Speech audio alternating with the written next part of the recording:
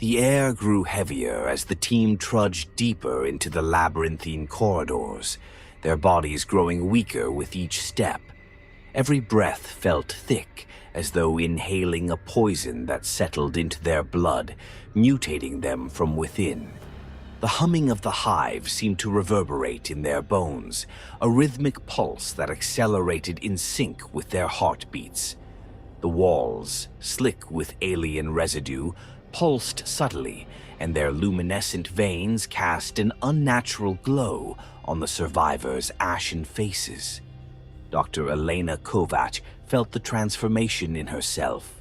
Her skin had grown pale and cold, and her vision seemed to flicker with unfamiliar hues, colors that her eyes had never been able to perceive before. She scratched at her arms, where dark veins pulsed under her skin like roots of some invasive plant. Her fingertips tingled, the skin around her nails peeling back to reveal thin, filament-like growths, twisted and alien, sprouting from her flesh. The others weren't faring any better. James's eyes darted around, wide and haunted, as he muttered to himself, his once rational mind succumbing to a growing madness. His skin was patchy, translucent in places, revealing dark networks of veins and tissues beneath. Zara's once wounded arm had become something else entirely, a grotesque fusion of alien and human tissue. Her skin stretched taut over rigid, claw-like bones that pushed painfully against her fingertips. She tried to hide it, but Elena saw how her arm twitched, her new instincts trying to control the limb in ways she couldn't understand. Every member of the team could feel it. They were changing, morphing into something that wasn't human. They looked at each other with growing mistrust, each afraid that the others might turn hostile, overtaken by the infection. "We can't keep going like this," muttered Greg, the team's physicist, his voice trembling. We're not the same. This place, it's doing something to us." Elena met his gaze, seeing the desperation in his eyes. "We're still us," she insisted, though even she could hear the hollowness in her words. She wasn't sure how long that would remain true. Already, stray thoughts had begun to invade her mind, foreign ideas that weren't hers, like impulses, urging her to move deeper, to surrender to the hive. She fought it, clinging to what little of herself she could still recognize. A scream echoed down the corridor, sharp and terrified. The sound was followed by a sickening, tearing noise. Elena's heart pounded as she turned, seeing James on the floor, writhing in pain. His hands were clawing at his own neck, nails digging in deep as though he could rip something out. They're inside me," he screamed, his voice raw with terror. "I can feel them, growing, taking over." Zara tried to hold him down, but he thrashed, his body jerking with unnatural strength. His fingers, pale and stretched, had begun to elongate, joints bending at impossible angles. Elena could see tiny, writhing tendrils pushing up beneath his skin, weaving through his veins like parasitic worms. His mouth opened in a silent scream as his eyes bulged, the whites turning a sickly shade of yellow, his pupils flickering like static. "James!" Zara shouted, her voice breaking. But he didn't respond. His mind was slipping, overtaken by whatever was now coursing through his veins. Elena felt a cold dread settle over her. It was a glimpse of what awaited all of them, a fate they couldn't escape. Whatever they had unleashed, it wasn't merely killing them, it was transforming them, twisting their very cells into something alien. Greg backed away, his face pale, eyes wide with horror. We can't trust each other. Not anymore," he whispered, his voice barely audible. Elena's gaze snapped to him. What are you saying?" "I'm saying we're infected," he shouted, a note of hysteria creeping into his voice. "We're not ourselves anymore. Who's to say any of us won't snap?" He eyed her arm, where dark veins spread beneath her skin. His hand tightened around a metal rod he'd picked up from a broken piece of equipment. "If one of us turns, if one of us attacks, we have to be ready." Paranoia gripped the group, thickening the already oppressive atmosphere.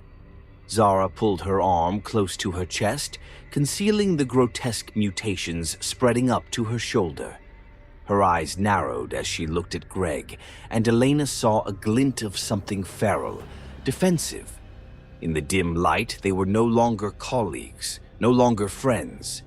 They were threats, each one a potential predator under the influence of the alien infection. Elena took a breath, her voice calm but cold.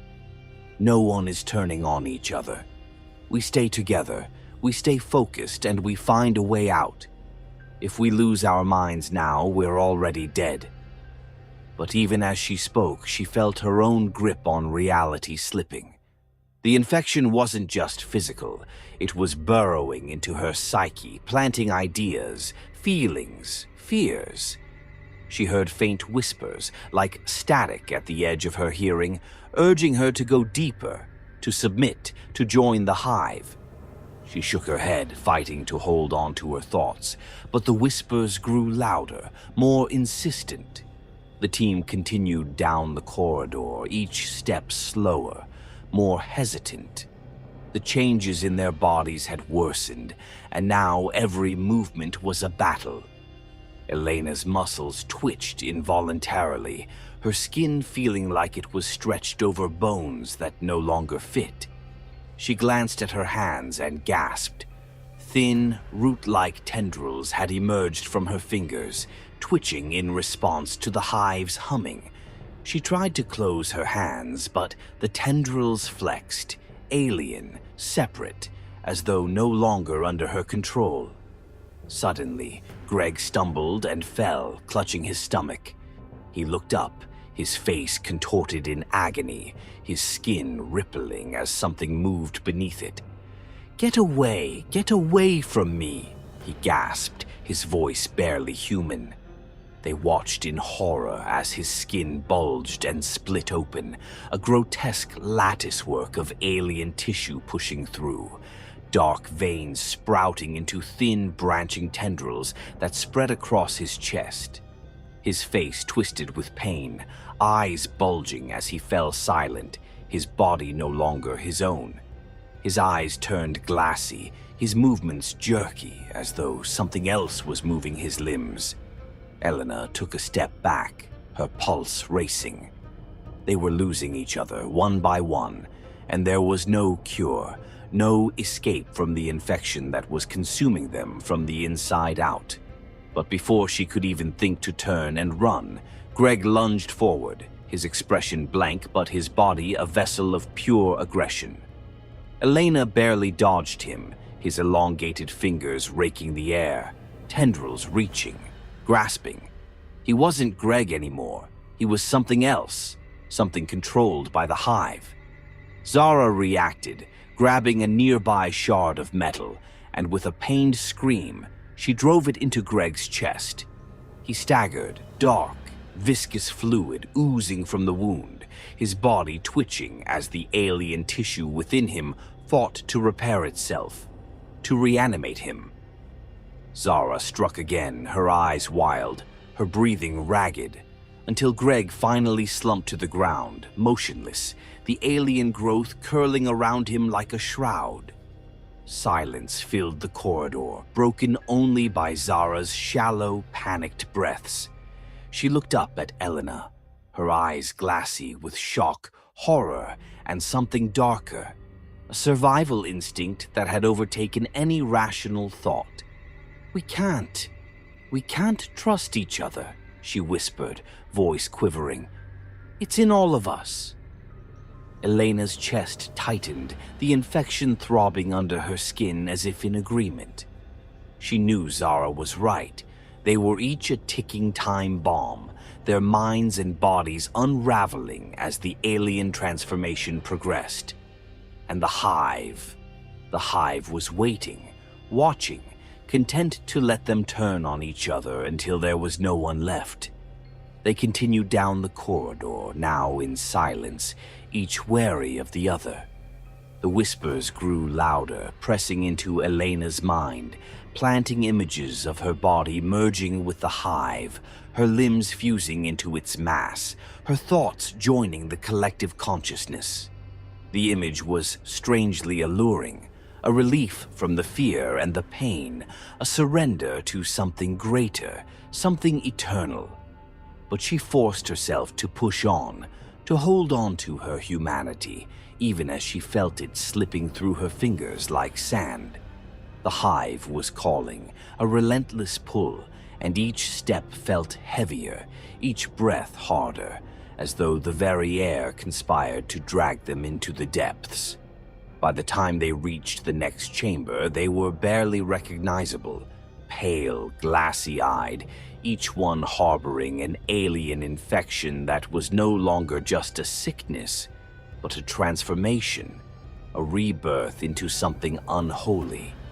And as Elena looked at the others, she saw herself reflected in their haunted, empty eyes. They were no longer scientists, no longer explorers. They were intruders, unwanted in the hive's domain. And as the hive's pull grew stronger, she feared that soon they would no longer be anything at all. The corridors felt narrower now, pressing in like the jaws of a trap, the walls throbbing with a sinister vitality. Dr. Elena Kovac could barely keep herself upright, her vision flickering between reality and alien hallucinations that twisted her perception. Shadows moved at the edges of her sight, nightmarish shapes, grotesque and half-formed, faces of her teammates merging with alien eyes, mouths stretched in silent screams. Behind her, Zara and James staggered, barely recognizable, their bodies riddled with infection, patches of alien tissue consuming their skin, limbs half-transformed into something insectile and twitching. Each step they took was a struggle against the pull of the hive. Elena could feel it deep in her bones, an insidious presence calling her to surrender, to melt into the living walls of the hive, to become part of its eternal pulse. Ahead, the corridor opened into the central chamber. It was a vast organic cathedral, dimly lit by bioluminescent sacs embedded in the walls. They pulsed with a sickly green glow, casting twisted shadows that danced across the chamber. At the heart of it all was the hive core, a colossal pulsating mass of sinew, veined with streams of alien fluid that pumped through the entire structure. It was more than just a brain. It was the heart, the mind, the will of this place, a living intelligence that had waited millennia for intruders foolish enough to reawaken it. Elena felt the hive's awareness settle on them, a cold, calculating sentience that radiated from the core. It was watching her, testing her resolve, daring her to resist. She felt its call, a soothing whisper, like a lullaby laced with venom, promising an end to the pain if only she would let go. But she forced herself to keep moving, clinging to the last remnants of her will. "Elena, we can't keep going." Zara's voice was a hoarse whisper, barely audible, her body bent under the weight of the infection. Her eyes, clouded and dim, locked onto Elena, a pleading look hidden beneath the layers of alien transformation. "It wants us. It wants us to become part of it." Elena turned to her, gripping her shoulders. Her own hands were barely recognizable, elongated fingers ending in claws, patches of her skin flaking away to reveal a slick, membranous layer beneath. "Zara, we're already part of it. But if we destroy the hive core, maybe we can stop this. James looked at her with a mix of desperation and skepticism. And if we don't make it, if we just dissolve into it? Elena took a shaky breath, pushing down the terror that threatened to consume her. Then at least we die trying to stop it. We don't give it the satisfaction of taking us willingly. With a final nod, the three of them stumbled forward, inching toward the core. The hive seemed to sense their intent, and the chamber shuddered in response. Tendrils snaked down from the walls, reaching for them with a slow, predatory grace, brushing against their skin as if savoring the feel of their decaying humanity. The hum of the hive grew louder, its rhythm merging with their own heartbeats, an invasive sync that blurred the boundary between self and hive. A sudden, piercing scream broke the silence. Elena turned, horrified to see Zara convulsing, her eyes wide with terror as her body began to rebel against her. The infection had taken hold completely, and she was losing the battle. Her skin split open along her arms and neck, revealing glistening dark tendrils beneath, twitching and writhing as though alive. She stumbled forward, clawing at herself, tearing at the alien tissue that was now part of her. Elena. Zara's voice was weak, barely a whisper, her eyes filling with tears as she struggled against the inevitable. Please, don't let me become this. Before Elena could move, Zara grabbed a jagged shard of metal from the floor, holding it up to her throat. Her hands shook, but her eyes held a fierce determination. Elena took a step forward, but Zara shook her head, a sad smile on her lips. I'd rather die myself than let it take me. With a final, defiant look, Zara pressed the metal into her throat, ending her own life before the hive could consume her. Her body slumped to the ground, twitching as the alien infection pulsed through her one last time before going still. Elena felt a rush of grief and rage, but she didn't have time to mourn. She had to keep moving. The hive, enraged by the loss, seemed to come alive with renewed fury. Tendrils shot from the walls, latching onto Elena and James, pulling them toward the core with relentless force. Elena fought against the pull, her muscles straining as she resisted the hive's pull. She could feel the infection inside her clawing at her mind, whispering of surrender, promising release if she would only submit. But she wasn't about to give in. She reached into her gear, her trembling fingers finding the small explosives they had managed to salvage earlier. Her vision blurred, her body on the brink of collapse, but she forced herself to move, planting the charges along the base of the core, each one a small act of defiance against the monstrosity that sought to consume her. The hive screeched, a sound that echoed through her mind, vibrating with a rage that shook the entire chamber. Tendrils wrapped around her, pinning her in place, binding her as the core's pulse intensified, faster and louder, drowning her thoughts in a sea of alien commands. Just as the last charge clicked into place, James let out a strangled cry. He was nearly unrecognizable, his skin peeled back to reveal tendrils woven into his muscles, his face half transformed, one eye glistening with an alien sheen. His body was bent, contorted, his human form barely holding on to its last shreds. "Go, Elena, blow this thing to hell." His voice was weak, distorted, but his gaze held a clarity, a spark of the man he had once been. With a final surge of strength, Elena pressed the detonator. The countdown began, the soft beeps echoing through the chamber. She barely had time to take a last look at James, his form swaying, on the verge of succumbing entirely. He nodded, a brief, broken smile on his lips, before he turned and charged at the hive core, throwing himself against it in a final act of rebellion. Elena stumbled back, her body weak, her vision blurring as the infection fought to take over. But she held on, her mind focused on one thought: survival. She turned and ran, her legs barely supporting her, her body protesting every step. Behind her, the beeps grew faster, each one a ticking promise of the hive's destruction.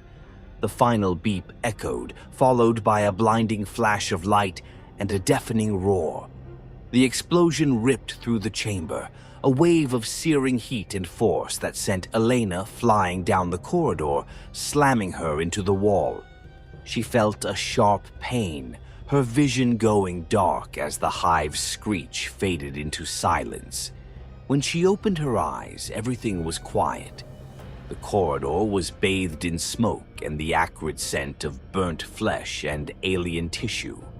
The walls, once pulsating with life, were now still, darkened and cracked, the hive's veins severed, lifeless.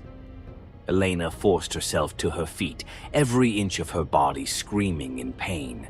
She was alive, but barely. The infection still throbbed within her, a dark reminder of the horrors she had endured. But for now it was dormant, weakened with the hive's destruction. She staggered through the silent corridors, each step a reminder of her survival, of the cost of that survival. As she made her way to the surface, a faint, chilling realization settled over her. She could feel the infection still pulsing under her skin, a foreign presence waiting, biding its time. The hive might be dead, but it had left its mark on her. She was no longer entirely human. She would carry this alien horror within her for the rest of her life, a reminder of the monstrous intelligence that had almost consumed her. She reached the surface, breathing in the cold, crisp air, feeling the sunlight on her skin. For a moment, she allowed herself to believe that she had escaped, that the nightmare was over. But as she looked at her hands, at the thin, alien filaments still entwined beneath her skin, she knew that her ordeal had only just begun.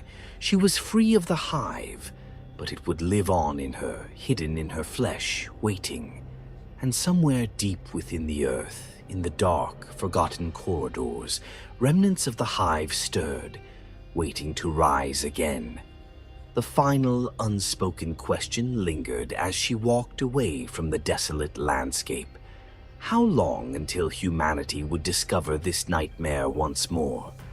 And when that day came, would anyone be ready for the horror lurking beneath the surface?